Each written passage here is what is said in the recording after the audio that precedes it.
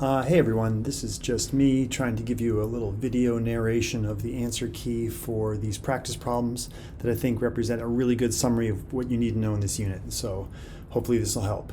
The first question is: a car accelerates from rest at a stop sign at a rate of 3.0 meters per second squared.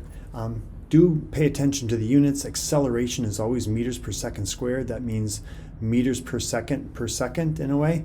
And so that is a key note that will clue you into the fact that it's an acceleration. And that's making the car go from 0 up to a speed of 21 meters per second again. Pay attention to those units.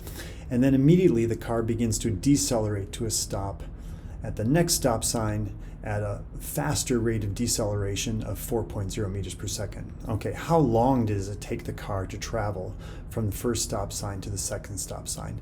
Be careful just to use those velocities, right? It's starting at 0 and it's ending at 0, so in between there are speeds that are less than that maximum speed or of 21 meters per second. So how do we do this? Well, putting down the basic facts. Here we've got our givens that we know that the initial acceleration is 3 and the secondary acceleration is a negative 4.0. We're doing this in 2 batches, so it's fairly easy to keep these 2 separate times straight, and then we just add them up. So the basic equation we're working with here is our definition of acceleration. It's the change in velocity over the change in time. And then we just transform that with a little bit of algebra into our time then is equal to the velocity divided by the acceleration. If you ever see a fraction set up to, like this equal to another value, you can always switch the denominator with what it's equal to. You can just, it's like cross multiplying and dividing. It's a really handy trick to know to do these sorts of algebraic solving things really quickly. You just can change the a and the delta t, and there you go. Now the solution then is just a matter of dividing the 21 meters per second by 3. Pay attention to these units again. The meters cancel. One of the 2 seconds in seconds squared cancel, and you're left with just 1 over seconds in the denominator, which then flips it back up to the numerator, and that makes sense. We got 7 seconds. We do the same thing but with 4 for our acceleration, and then we're going to get 5.25 seconds for it to slow down. We simply add those 2 values to get 12.25 seconds for the solution to that. What is the distance between the stop signs? Now we're talking distance, and so we're going to use d is equal to 1/2 at squared. We can use that whenever something is being accelerated by a constant amount. A falling object is your classic example, but this way a car that is speeding up or slowing down. Again, we break it into the 2 parts. The speeding up part is 1/2 times 3 times the time squared. That time is 7 seconds squared. And then the second phase of that is 5.25 seconds squared times 1/2 times that acceleration. Carefully crunch those numbers, you wind up with 134 feet. Again, pay attention to the units. It should work out to agree. A father and a daughter are going to the bus stop. Dad goes straight, like an arrow, like the crow flying. The daughter meanders. We know that it's 75 meters from the front door, and the father is walking at 2.2 meters per second. So we get then a basic equation, just our definition of velocity as a change in distance over a change in time. Again, a little bit of transformation. Practice that swap. The denominator swaps with the number that's by itself or the variable that's by itself, and you get time is just the distance divided by the velocity. When we plug that in, Dad's distance in a straight line was 75 and the velocity was 2.2, and that gives us roughly 34.1 that is seconds to get to that bus stop. The daughter, we know, took the same amount of time. Okay, so what was the daughter's total distance then? We have the same concept, but now we're looking at the distance, and the distance the daughter traveled is that 3.5 meters per second times how long she was meandering, which is what Dad's walking time was, 34.1. Turns out to be 119.3 meters.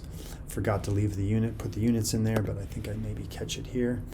Well, in the end, it's just the difference. She went 43.3 meters beyond the 75 meters that her dad walked. Okay, so that's pretty much basic subtraction. You just need to understand what the problem is asking. Okay, now here we have a pickup truck driving to the dump, and an old can of paint spills out the back and drips at a regular rate of, very conveniently, 1 drip per second onto the pavement, and then unfortunately gets into an accident. Well, the police and their ability to fly their drone above the accident scene can untangle what happened. And here we have these drips of apparently blue paint. You can see based on the scale that it looks to me like that's approximately 1/4 the distance between the dots here. So we can actually get some real numbers. We don't have to be super precise. We're just asked to describe what happened and then sketch 3 graphs. 1 displacement, 1 velocity, and 1 acceleration. Oh, for the truck with a silent C over the 20 seconds that are shown above. Please use approximate numbers. All right, so it was hard to actually put those numbers in, but I'll narrate it, I think, fairly well. The truck starts out moving to the right at about 2 meters per second. That's 1/4 of 8 meters with a drop every second. That makes sense. And then accelerates over the next 5 or 6 seconds. That's 5 or 6 drops to get up to here where they are spaced evenly. And this is a key concept. Evenly spaced drops are a constant velocity. That makes sense. Dots that are getting spaced further and further and further out show that the velocity is increasing, and that is our definition of acceleration. And then here they rapidly go from quite wide to less wide to less wide to crash. So that is decelerating quite rapidly. Okay, so the car speeds up, goes at a constant rate of about 8 meters per second, and then decelerates, trying to stop right before the accident. Okay, the pool of paint indicates that the car was stopped for a little while and the paint leaked out. That's not an essential part of this question, but the final part was the truck speeding? And if you do the math on 8 meters per second, you can ask Siri, you can do this conversion right here, and it turns out that no, it was around 18 miles per hour. Okay, there you go. Hope that helps. Khan Academy is great, and the other practice packet is also a really good review. Look at that answer key and go through those problems. Good luck.